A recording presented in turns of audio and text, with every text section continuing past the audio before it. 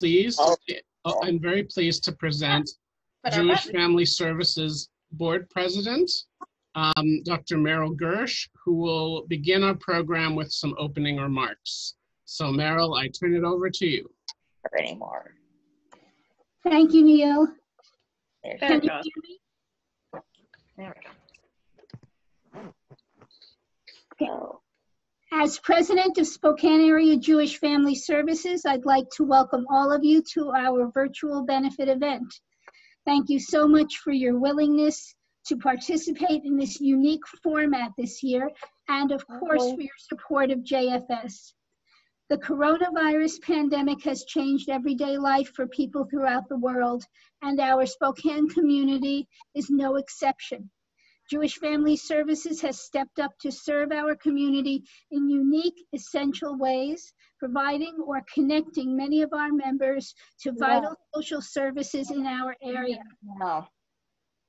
Present circumstances necessitated a change from our benefit luncheon to our Zoom meeting.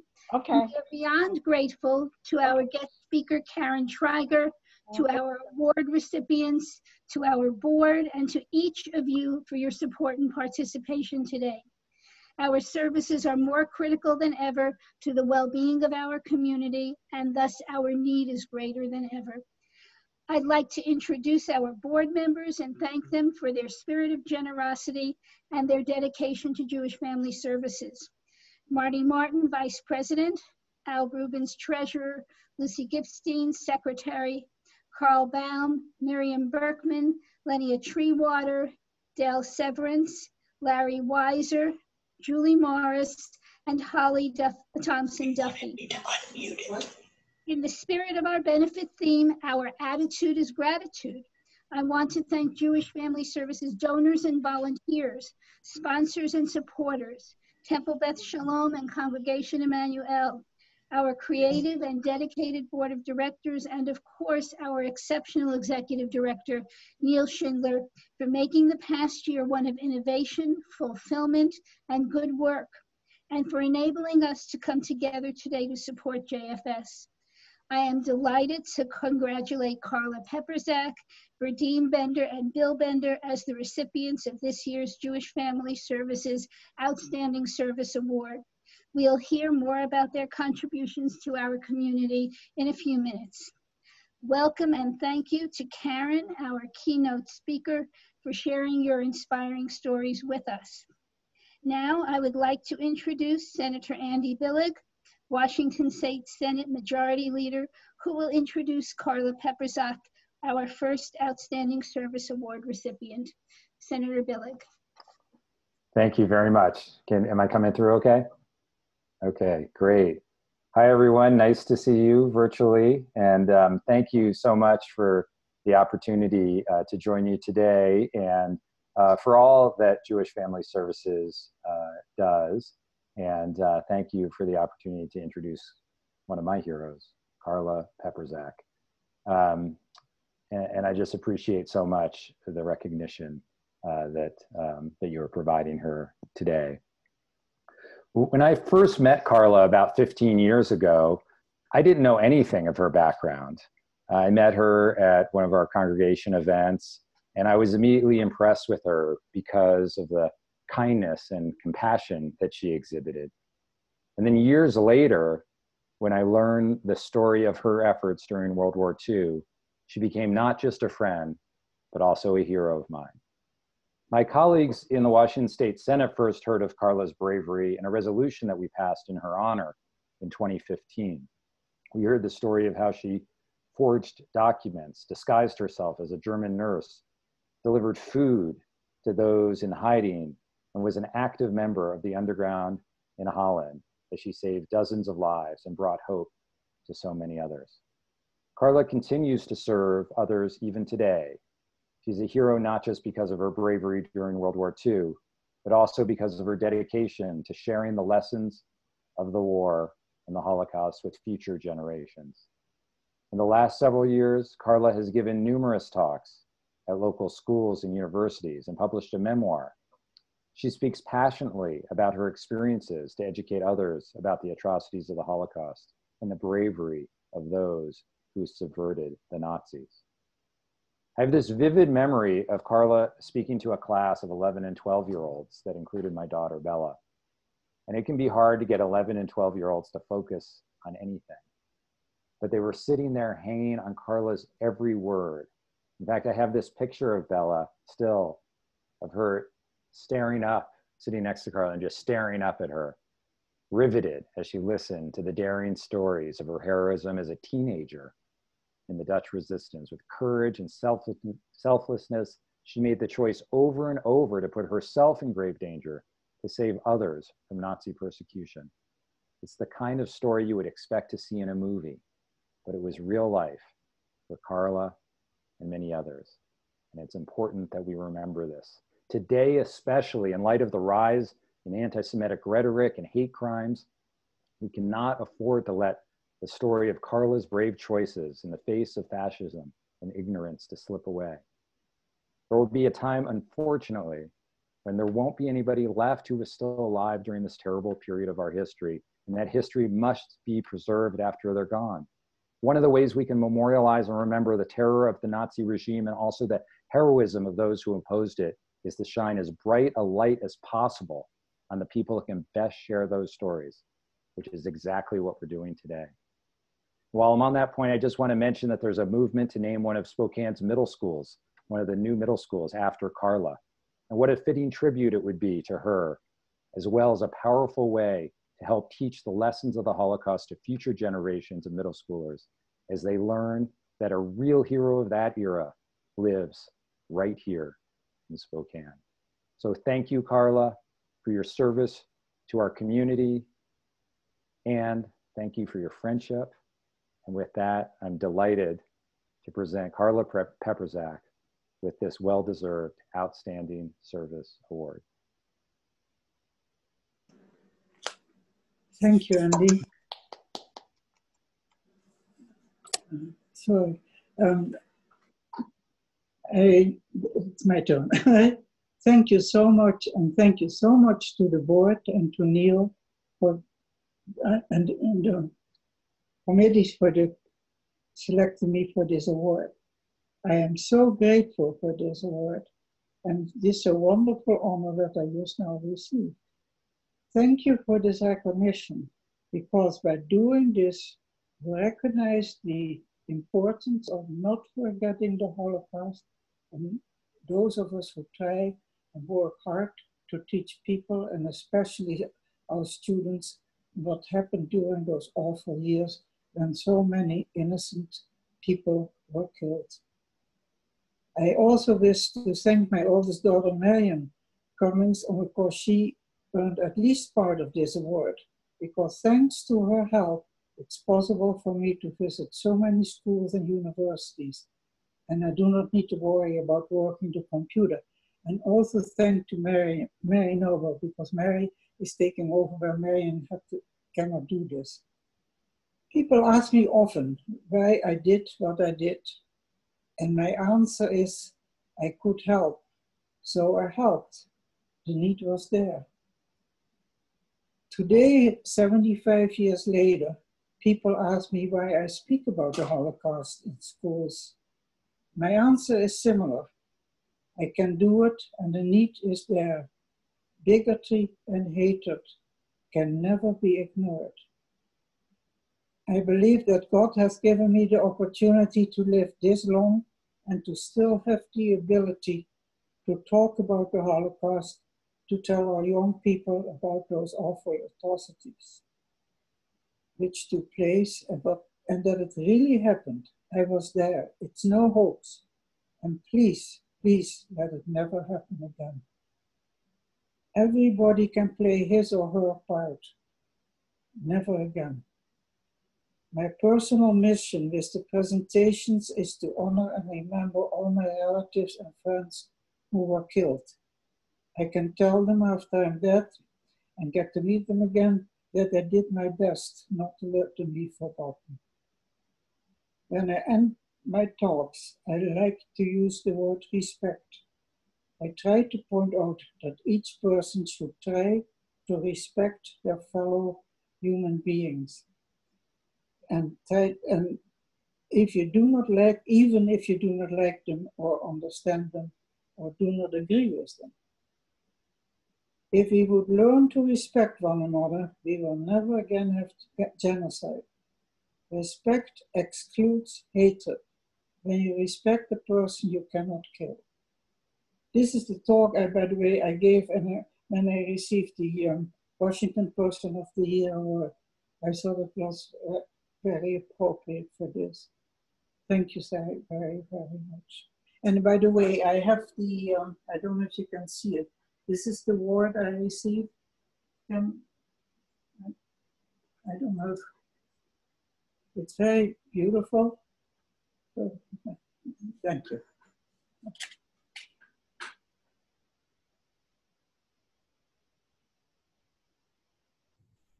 Thank you so much, Carla, for your many, many years of service to our community and throughout our region.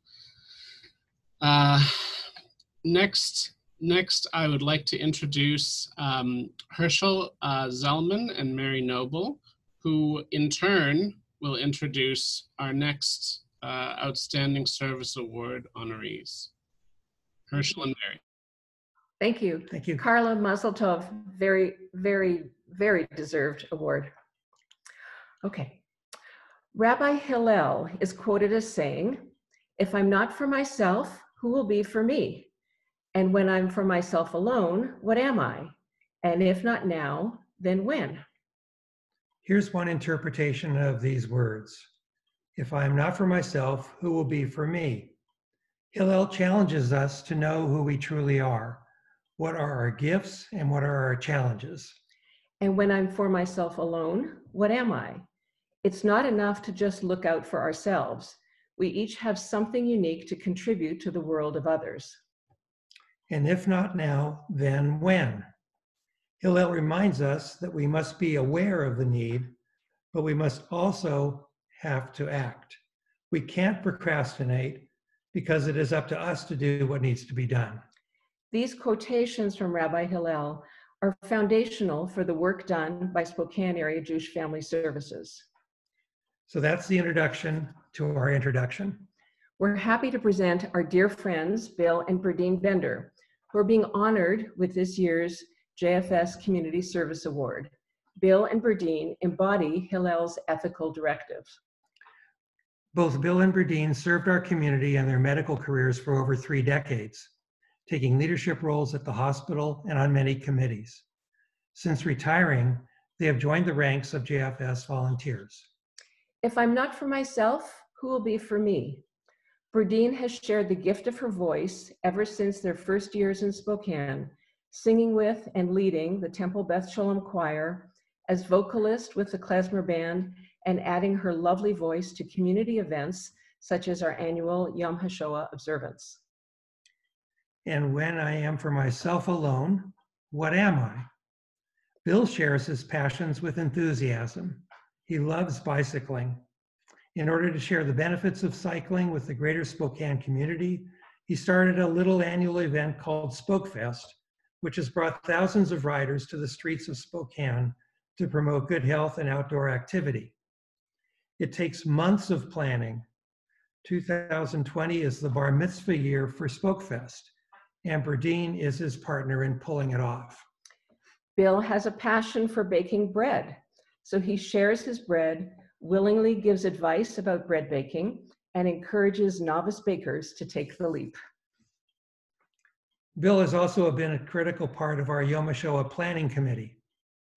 His insights and ideas inspired us to develop writing contests for students so that we would not just preach never again, but also engage youth to learn about the Holocaust, to encourage them to act, embodying the third part of Hillel's ethical directive, if not now, then when? We've known the Benders since they first came to Spokane, and our children grew up together. We're honored to be their friends and to share so much of our lives with them. We could go on, but we've used up our time. So let's welcome Bill and Berdine Bender.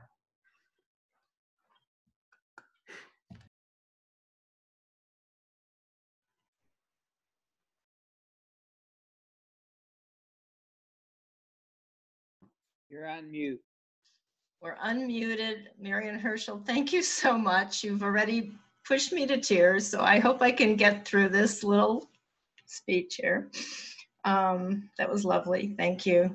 And Carla, we love you, and thank you so much for everything you've done. All right, I'm going to try to get through this. First of all, other than that, I'd like to thank Neil and Meryl and the entire JFS board for bestowing such an honor upon Bill and me. We are both incredibly humbled and appreciative of the donations to JFS that have been made in our honor by so many of you. And we so want to thank you for supporting such an important service organization for our entire community. On Friday, Neil dropped off with proper social distancing, a lovely gift for us that we wanted to show you all. It's a colorful and inspiring metallic sculpture by Israeli artist David Gerstein. So I'm going to try to show that to you. Let's see. Can you guys see that? It's like two people on a bicycle. And Bill and I think we still look this good, right? Yeah. Not really. Anyway, but mostly I really want to thank our generous Greater Spokane community, especially Temple Beth Shalom, for providing both of us with such an incredible community of giving people to learn from and to be connected to. Your example of caring, giving, social action, and community building is a beacon for all of us. And created by each and every one of you, giving what you can, when you can, to help make our world and our day-to-day existence more just, more fair, and so much more comforting. As a 7-year-old child, I began singing with our mostly adult choir at Temple B'nai Yehuda on the south side of Chicago. It was there that my love for Jewish choral music began. And mostly, it was the encouragement from the elders in our congregation that really started me off on my quasi-musical career. My Chicago congregation was mostly comprised of German Jewish refugees, many with tattooed forearms from the Holocaust. They would hear me sing, they'd pinch my cheek, ooh, and always call me the little opera singer in a very heavy German accent. It was that encouragement that sparked my love of Jewish music and singing. And it's your encouragement to not only our youth, but to our entire congregation that will continue to spur on and nurture more singers, more Torah readers, more challah bakers, community builders, and political activists for our future. Those little words of encouragement to our youth and congregants alike, and the examples that you set are the cornerstone for our future generations. Words matter. You, our Jewish community, are all an inspiration and the essence of Tikkun Olam. To quote the words of Tzvi Freeman, who's the author of Bringing Heaven Down to Earth, each act of Tikkun Olam is a fine-tuning of our world's voices. With each tikkun, we are creating meaning out of confusion, harmony from noise, revealing the unique part each creation plays in a universal symphony that sings of its creator. This is a deeper meaning of the term Tikkun Olam. The word olam also means hidden. We need to repair the world so that its creator is no longer hidden within, but shines through each thing in magnificent, harmonious beauty. The Spokane Jewish community and JFS in particular are an inspiration and the essence of Tikkun Olam. Hidden within each of you shines a magnificent and harmonious beauty. And for that, I humbly say a heartfelt and sincere thank you for all that you have given to both Bill, my family and me, and to our entire community. Thank you. A hard act to follow. Thank you for including both of us in the wonderful work done by the Spokane Area Jewish Family Services. The spirit and dedication of Neil Schindler, Merrill Gersh, the board, and the many volunteers is heartwarming, inspirational, and more contagious than a virus. As longtime fans of Spokane Jewish Cultural Film Festival to benefit Jewish Family Services, it was especially fun for us in this past year to be involved in the selection of the films to be shown at that festival.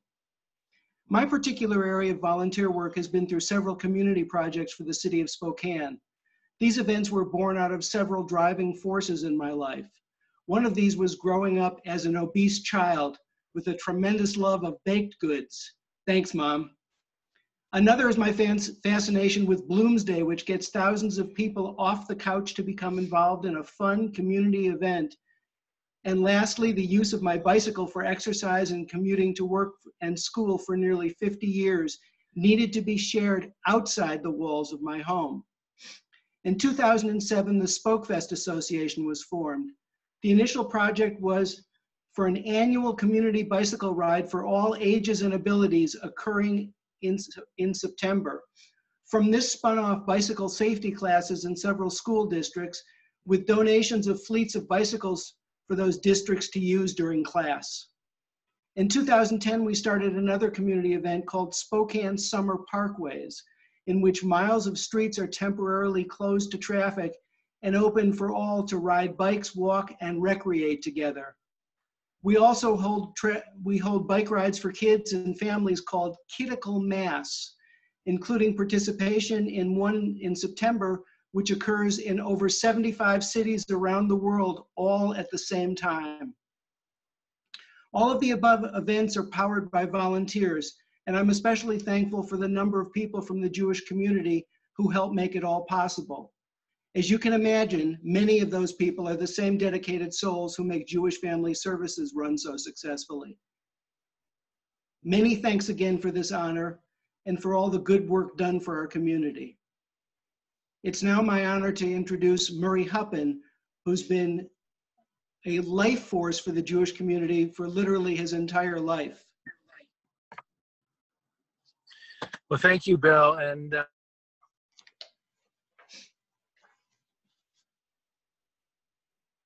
you're on mute. University of Washington.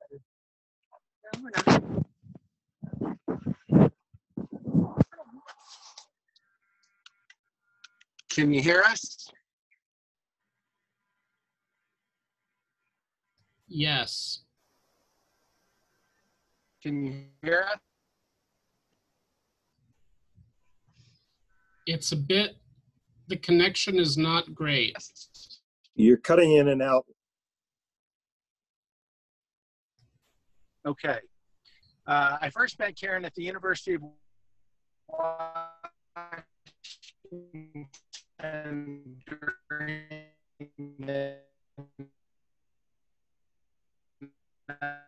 Murray, you may want to just call on the phone.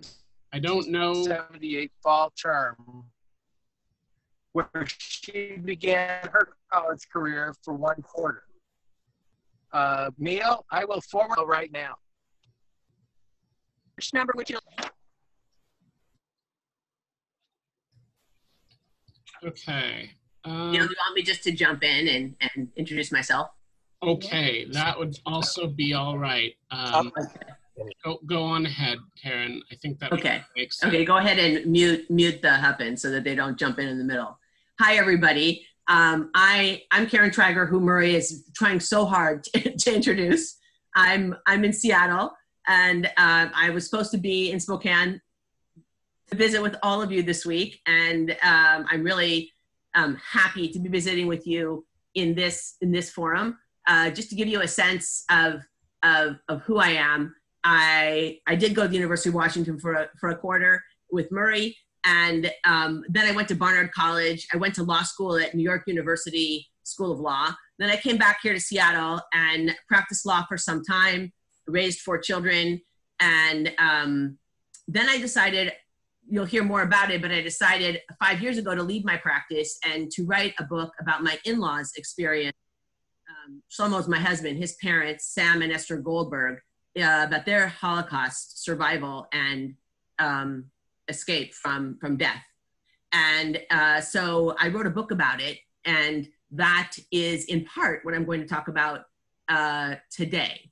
So let me just do one quick thing. Okay, so with the introduction of myself, I will just— Can you hear me? So yeah, Neil, you should probably mute the Huppen.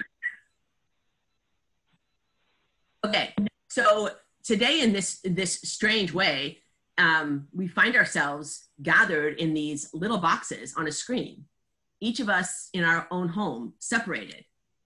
But I'm really, like I said, very, very happy to be here with all of you because we're here to celebrate, to thank and support the Spokane Area Jewish Family Services. This organization is part of the lifeblood of the Spokane Jewish community, helping our seniors, pulling together a Jewish film festival, as we heard, as you all know very well, serving the underprivileged and those who need help, now more than ever. I am extremely honored to be sharing the afternoon with all of you, and especially with Carla Peperzak, who has educated so many about the Holocaust. She stands before us as a testament of how to rise above evil and hate. I'm also really honored to be here with Doctors Bill and Berdine Bender. Their commitment to the Jewish community is deep, and their active involvement in the larger Spokane community is truly impressive. But this thing that we call Jewish community is really a living entity. It's a social construct, to be sure, but it's one that speaks to us deeply as humans and as Jews. We need 10 for a minyan to have synagogue services. We gather with friends and family at our tables for Shabbat and for holidays. We study together, and our conversations are nothing if not dynamic. The ancient practice of pilpul, give and take, is still alive and well in all of our endeavors.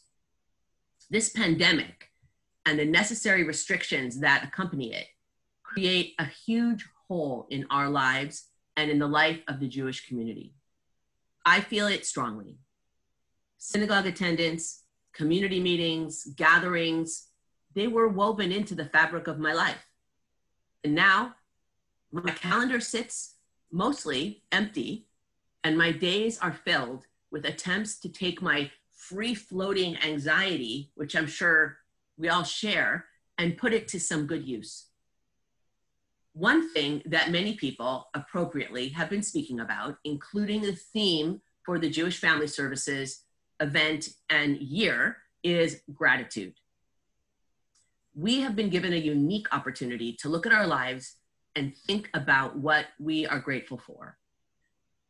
You know, I had a head-on collision with gratitude in June of 2016. And in a way, that collision prepared me just a little bit for this pandemic. Let me explain. As you heard, I wrote a book about my in-laws, Sam and Esther Goldberg, and their lives in Eastern Europe during the Holocaust. I had heard parts of their story ever since I joined the Goldberg family about 35 years ago, believe it or not. And I knew it just had to be a book, but there was never the right time for me. I was busy with the law practice, raising children. But 5 years ago, I saw my opportunity and I took it. And I decided to leave my law practice and write this book. Unfortunately, Sam and Esther died years ago, and I didn't get to ask them my myriad of questions. But I spent 3 years researching and writing the book. My goal was to take Sam and Esther's story and put it into historical context. But as I worked and as I dug, their story became my story. And that is when I collided with gratitude. So I can't tell the whole story today, not enough time for that. Just read the book. But here's the part I want to share with you today. It's about how Sam and Esther met each other. Esther evaded a Nazi roundup of her town in September of 1942 by hiding in an attic for 3 days. When she came out of the attic, she was starved and scared. She went to her Polish neighbors and she knocked on their doors and asked for some food. She was starving and a place to hide. House after house, person after person, they turned her away. Get away, it's too dangerous. Go away now, or I'll turn you into the Germans. So she kept running, and she ran for about 4 kilometers just out of town through the woods. She reached the home of a woman that she knew from town named Helena Stish. She knocked, on her door and asked for help. Helena opened the door and looked at this hungry, bedraggled 21-year-old woman. And she said, yes, I will help you. And for a year, Helena and her sister-in-law, Vladislava, who lived just next door, and really everyone in the family helped her to survive. She hid mostly in the forest and in their 2 barns.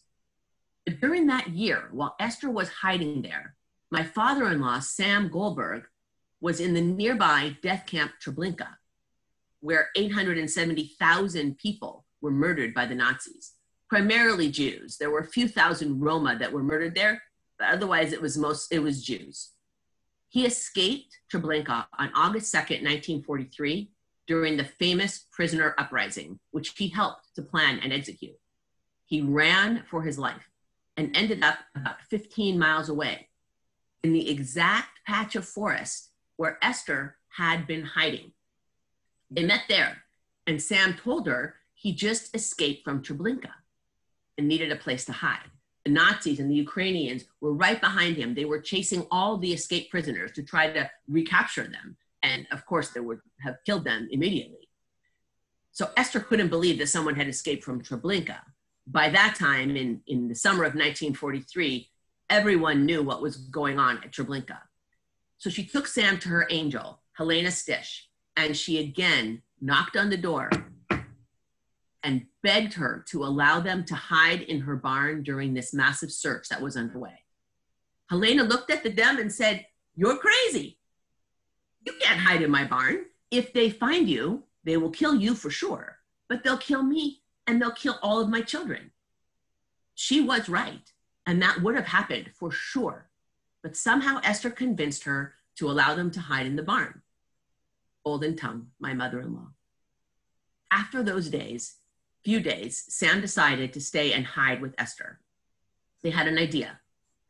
They were going to go deeper into the forest and dig a pit. They covered the pit with wooden planks and with brush from the forest floor. And they lived in that pit for the next year. It was just a hole in the ground.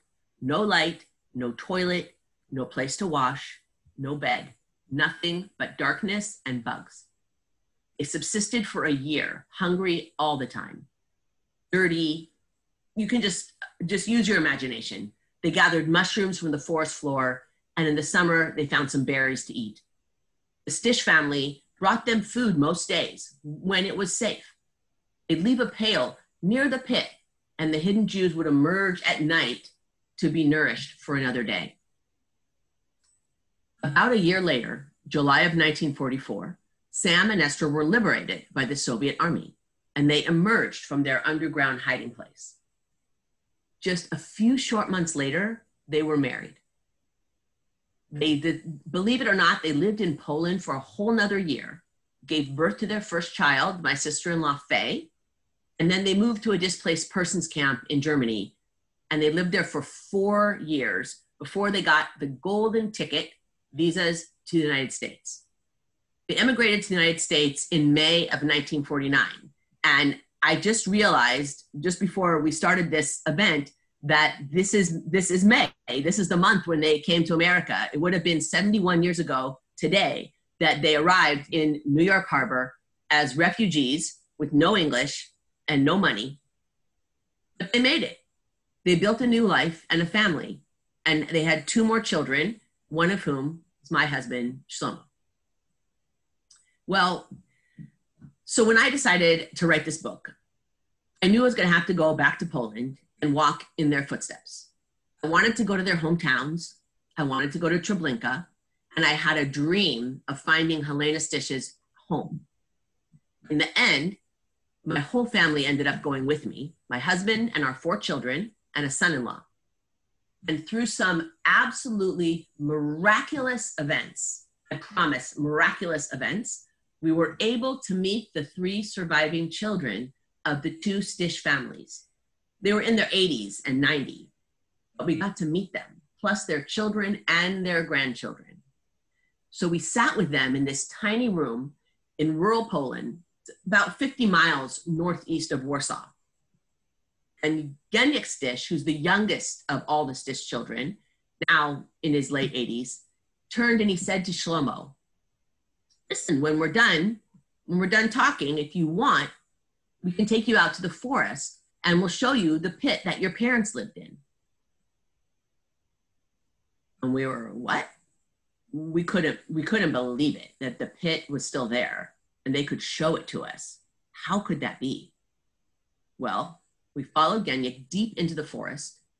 He stopped and pointed to the ground, and there it was, a pit. It was degraded, it was eroded, it was full of leaves. It was definitely a pit, and he knew exactly where it was, as he was the one who in every day brought the food out to them, because he was the most inconspicuous young boy. He was like 9 or 10. So he could be, it wouldn't have been suspicious for him to be out in the forest. But it was that day that I collided with gratitude. It was there, staring into the pit that my in-laws lived in for a year, that I decided not to take my life for granted. Moreover, not to take what I have in life for granted. I knew that when I returned to my hotel in Warsaw later that day, exhausted and drained, and I would crawl into a nice, warm, comfortable bed. And when I got back home to my house a week later, I would come to my beautiful home in Seattle with a refrigerator full of food and a closet full of clothes. I decided to live my life differently, with gratitude and appreciation for what I have and the people in my life, my family, my friends, my community. I have tried these past 4 years to be the one to help, to show kindness, to give people the benefit of the doubt. It makes me a more joyful and happy person. This pandemic has yet again highlighted for us how we take so much for granted until something, even if it's as small as an invisible virus, happens to come along and shake us out of our routine and forces us to rethink our lives and appreciate people and things in a new way. This brings us back to the beginning, community, and the Spokane area Jewish Family Services. We are here today to show gratitude to JFS and those that founded and served this organization. We Jews have survived thousands of years and have developed a very unique resilience. We will find our way through this pandemic and come out stronger and more resilient and with a renewed sense of community. I say this in part because Sam and Esther's story gives me hope. And I believe that we will appreciate in a new way what it means to gather together and the power and impact of our community. We've come together today in a virtual gathering, which is so meaningful and so impressive that this was pulled off. So yasher koach to Neil and everyone who worked on it. But speedily in our days, we'll gather again in person with a renewed sense of purpose and resolve. In only 11 days, we're going to celebrate the holiday of Shavuot, which commemorates the giving of the Torah on Mount Sinai. This was the beginning of our people. We stood together as one and began our long journey that has brought us here to Spokane, Washington, to Seattle, Washington. How is it that the Jewish people are still around, that we're here at all? It's most unlikely, really. I believe it's because at that first Shavuot, when we stood together at the foot of the mountain, we accepted the charge to be a community of ideals and morals, an ethical community of caring for one another, of welcoming the stranger and the convert, of acting as a kahal kadosh, a holy community. That's what you are all doing, creating a holy community of wonderful people who care. Through the Spokane Jewish Area Family Services, you are the ones who show kindness and extend a hand.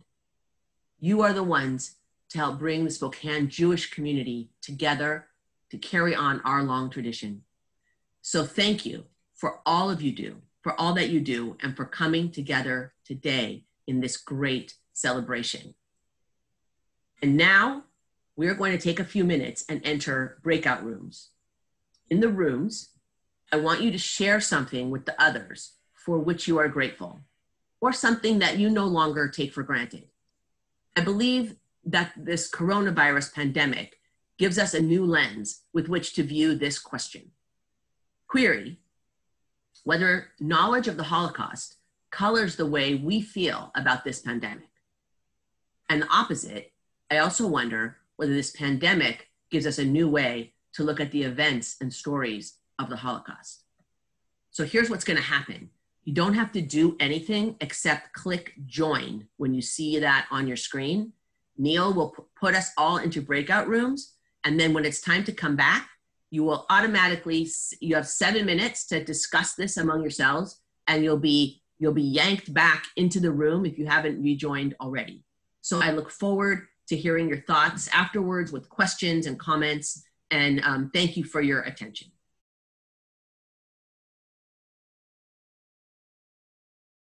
Yes. So I'm going to wrap up the breakout rooms and encourage folks, if they have questions for Karen, to post them to the chat. If you haven't used that before, many of you probably have. It's at the bottom among the icons, probably at the bottom of your screen if you're using a computer or a tablet or something. And just the chat, the little, looks like a conversation bubble from a comic strip.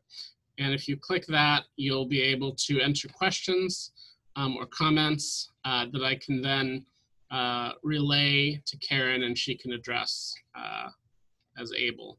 So Neil, can you just have Karen say, or you say the name of her book, and then Berdine repeat the name and author of the book? Sure, this is Karen. My book, thank you for asking, is called My Soul is Filled with Joy, A Holocaust Story. And you can find it on Amazon. Aunties is selling it, Aunties Bookstore in Spokane. It has it there. You can buy it online and pick it up. They're doing curbside purchases. And if you like to listen to books, there's a fantastic recording of it on Audible. Really a wonderful woman, and a wonderful woman recorded it, and it's fantastic if you like listening to books. So that's it. It's called My Soul is Filled with Joy, A Holocaust Story. Thanks so much. Is there a question that you can sign it? Say that again, Carla? Can we get a signed copy? So at Aunties, they have, I signed some templates, and they're going to put it into the book. So yes, the Aunties will have some. But if you want one from me directly, just send me my email is info@karentreiger.com. So that's pretty easy to remember, info@karentreiger.com. Send me a note, and I'll be happy to send you a book from Seattle. But Aunties does have it, and if you want signed copies. Karen, we do have a question for you. It's, how do your children relate to your book and your journey? Oh, love that question. So we have 4 children. They're ages 22 to 32. And here's what I did. So, sometimes you come up with crazy ideas and they work out okay. So this one was a crazy idea that worked out, I think, really well. So our kids all went on this trip with us, which was incredibly powerful and life-changing for all of us. But as I was writing the book, I was like, I feel like Shlomo's voice and my kids' voices should somehow be part of this book. So first I asked Shlomo if he would write the epilogue and write a little bit about his family's story in New York and what it was like to grow up as their child there. So he agreed, and so the epilogue is written by Shlomo. And then I asked each of my 4 children and my son-in-law if they'd be willing to write a short piece about what the trip and meeting the Stitches and all of that meant to them. And they did it, and it's in the end of the book. And so it's when, honestly, like, I don't really reread them all the time, but once in a while the occasion comes up and I reread them, and I cry every time because they're just so beautiful. And it's very powerful to see the impact that it has on them, the legacy that they feel being grandchildren of 2 Holocaust survivors, that it's it's very powerful, and it definitely carries them to the way they live their lives in the world, in part. Thank you, Karen. So we have a few more minutes. We're running just a few minutes behind schedule, but I think we have room for maybe a couple more questions. If anyone does happen to have one, you're welcome to either put it in chat. If you feel the need, you may unmute yourself and ask. I think we can probably handle that. So whatever you'd prefer. Any other questions for Karen before we move on? Either about the book or, yes, Pam, looks like we have Pam Silverstein. Yeah. So I was wondering how, having written the book and this powerful story, thank you very much, how that's affected what you're doing now. Are you going back to law or what? Yes, no, I'm not going back. I'm not planning on going back to law at this stage in my life and career. So one of the things when I do like book presentations and have more time where I fill in more of the story, I try to leave my audiences with 3 ideas. One has to do with gratitude that we discussed today, that we all should be grateful, think harder and deeper about gratitude. The second has to do with choices, because I was thinking a lot when I was writing the book and researching about the choices that were made by the Stish family and the choices that were made by Sam and Esther and like all the people. And these were choices that were, life and death choices. And I was thinking, well, the choices that I make in my life aren't usually life or death, but sometimes they're impactful, and that we should all think about choices that we make and know that they're important. Choices are not trivial. And I think actually as we're living in this era right now, it becomes even more real, because I think about the medical professionals who are making choices every day to go and care for people when it is in fact putting themselves at risk.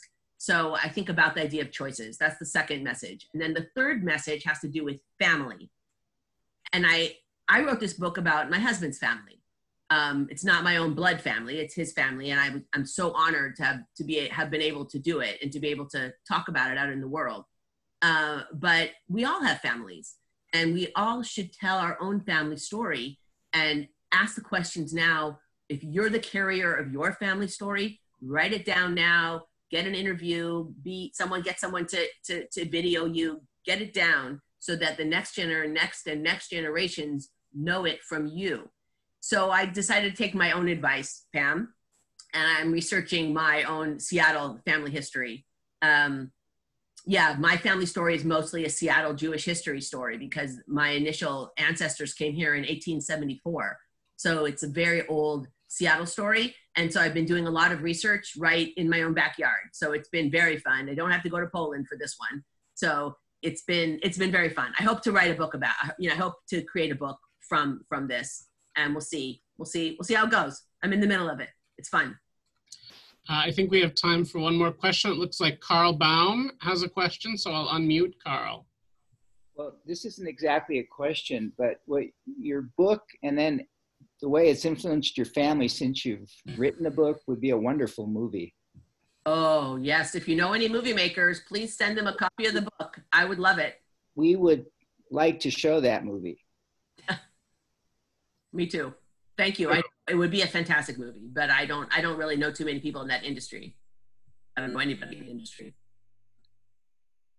Well, thank you so much, Karen, for your thoughts today and for engaging us in this sometimes a little awkward but still meaningful format.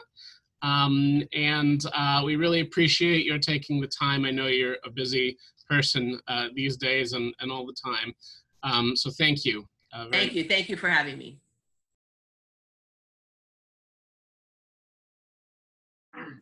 So we're running a little behind, and we have only a couple more pieces to our program. I want to go ahead and introduce one of our JFS board members, Holly Thompson Duffy, who will speak for a few minutes, and then we'll close out the program again with Meryl Gersh. So Holly, you're up. All right, thank you. My name's Holly Thompson Duffy, and I was honored to join the board of directors here in January. I'm committed to advancing our mission of providing programs and support to help strengthen families, children, and individuals of all ages in our community while incorporating Jewish principles, culture, and values. I'm also a PJ Library mom of 3 young children, and therefore a direct recipient of the wonderful services that Spokane Area Jewish Family Services provides to our community. In December of 2016, I had a 1.5-year-old, and Christmas was all around, everywhere you went, everywhere you looked, but I struggled really to find anything related to Hanukkah. So this, I imagine, is very familiar to all of you, but I went to Portland for work, and I thought that if there was ever a place to find some quality Hanukkah books and have time to kind of browse through them, that would be the Powell's flagship store downtown. So I searched around for quite a while, looking in the rows and rows and rows and rows of Christmas books and could find nothing. So I asked for some help, and the staff person pointed me to a out of the way, very hard to find area that maybe had 20 to 30 books, and I was pretty disappointed in the selection there. So a few weeks later, I was hosting some friends here, and one of them introduced me to PJ Library. He told me that his daughters have been receiving books for years, and they love it. And so I signed up for it that evening. PJ Library and PJ Our Way serve about 20 different cities in our region. It's been an invaluable service to my family, truly, and it has enabled us to discuss Jewish traditions and holidays using the context and language that makes sense to our children. And in an age where mail, at least in our home, is basically just junk mail, birthday cards, and lots and lots and lots and lots of Amazon Prime boxes, my kids just love getting the mail addressed to them every month. Their excitement when a new book comes and they're opening it is palpable. PJ Library also provides crafts and activities related to different holidays. So this past year, my children made Purim boxes for their friends in the neighborhood. And then when my son's class was learning about Purim in his preschool, their friend, their neighborhood friend Lily, to whom they gave one of their boxes, shared with the class her excitement about receiving this from Willa and Otis. And when I picked up him that day from school, his teacher told me that his chest swelled with pride as she relayed her story and that he was a part of it. It was really lovely. So COVID-19 has devastated communities across our nation and the world. It has directly impacted the lives and health of pretty much everyone and resulted in unimaginable collateral damage that our society will surely be dealing with for years to come. Through all this, we have seen unbelievable acts of kindness. We have seen new sorts of heroes emerge and communities come together. Spokane Area Jewish Family Services has risen to the occasion, and since the pandemic began, our impact and efforts have significantly expanded to meet the needs of our community. So far, Jewish Family Services has managed a master spreadsheet to organize check-in and reassurance calls and match client needs to volunteers, helped connect clients to both long-standing and new resources, and reached out directly to clients with immediate needs and those who may benefit from moral support, which, let's be honest, we all need, but no one more so than our at-risk seniors. Spokane Jewish Family Services continues to operate its food bank and provide direct financial assistance. And then to put some of these efforts into perspective, this past month, we had 141 senior contacts, which is compared to the 2019 monthly average of 66.6. We've had 19 phone visits, which consist of longer calls, 28 incidents of non-senior indirect assistance, such as helping locate or supply information or resources and arranging food deliveries, versus about 11 incidents per month in 2019, so almost 2.5 times the usual demand. Also a little more than double non-senior contacts. Since the pandemic began, Jewish Family Services has had roughly 3.5 times the usual demand for direct financial assistance to help clients pay for essential bills such as rent and utilities. And we have been able to meet that demand. And most impressively, in the past month, we've given out 283 pounds of food from the pantry, where the monthly average in 2019 was 65. So about a 400% increase.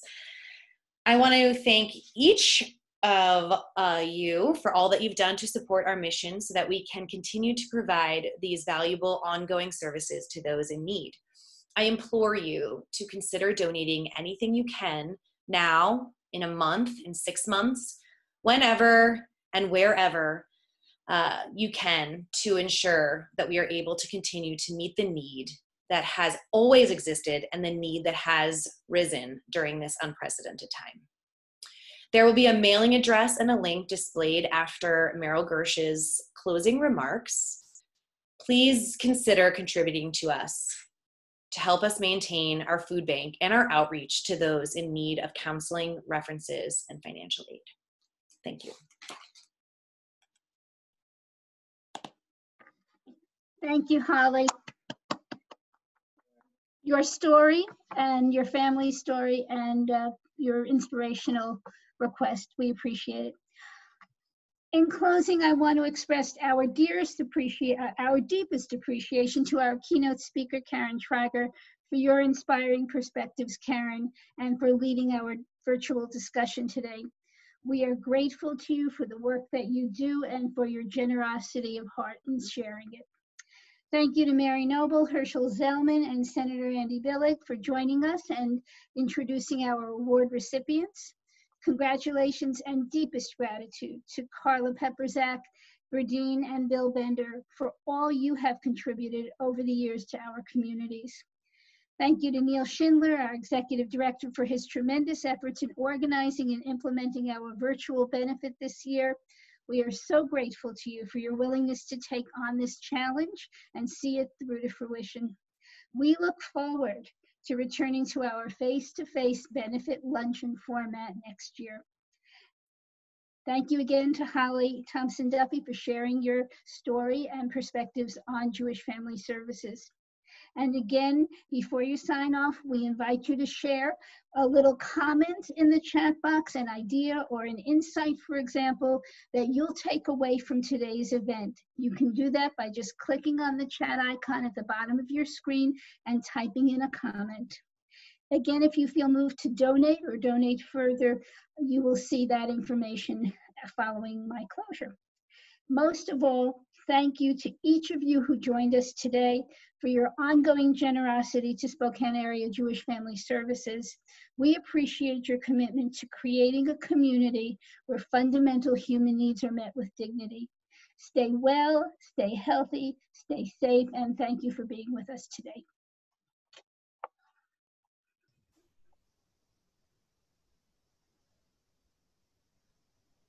Thank you so much, Marilyn. Thanks to all of you who attended and who support JFS so well. I hope you have a wonderful rest of the afternoon. I'll display the information now that Meryl referred to.